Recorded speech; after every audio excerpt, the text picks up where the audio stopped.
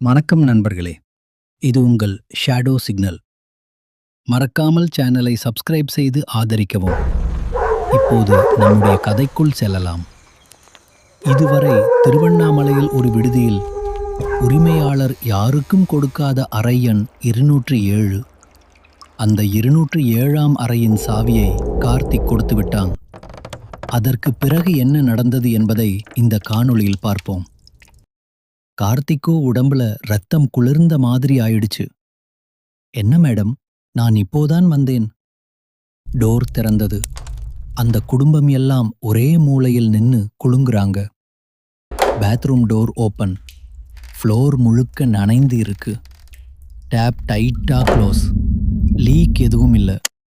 அந்த பெண் சொன்னா, நீங்க 10 நிமிஷம் முன்னாடி வந்தீங்க, பாத்ரூம் செக் பண்ணி யாரும் இல்லைன்னு சொன்னீங்க. கார்த்திக் முகம் வெள்ளை. அவன் 10 நிமிஷம் முன்னாடி ரிசப்ஷன்ல தான் இருந்தான். சிசிடிவி ரெக்கார்டு இருக்கு. அவன் கீழே போய் சிசிடிவி செக் பண்ணான். 1:12 PM. ஸ்கிரீன்ல 207 காரிடார் கேமரா. கிளியரா தெரியும். கார்த்திக் மாதிரி ட்ரெஸ் போட்ட ஒருவன் ஸ்லோவா 207 போறான். ஃபேஸ் கிளியர் இல்ல. கேமரா கிளிச். டோர் ஓபன் ஆகுது. அவன் உள்ளே போறான். 3 நிமிஷம் கழிச்சு வெளியே வர்றான். Head slightly side tilt. Walking style சரியாக கார்த்திக் மாதிரி. ஆனா அந்த நேரம் ஒரிஜினல் கார்த்திக் ரிசப்ஷன்ல ஃபோன் அட்டென்ட் பண்ணுறது சிசிடிவிலவே இருக்குது. 2 ஸ்கிரீன், 2 கார்த்திக். அந்த நாள் மறுநாள் காலை அந்த குடும்பம் உடனே செக் அவுட். ஓனர் வந்த பிறகு கார்த்திக் எல்லாம் சொன்னான். Owner silent.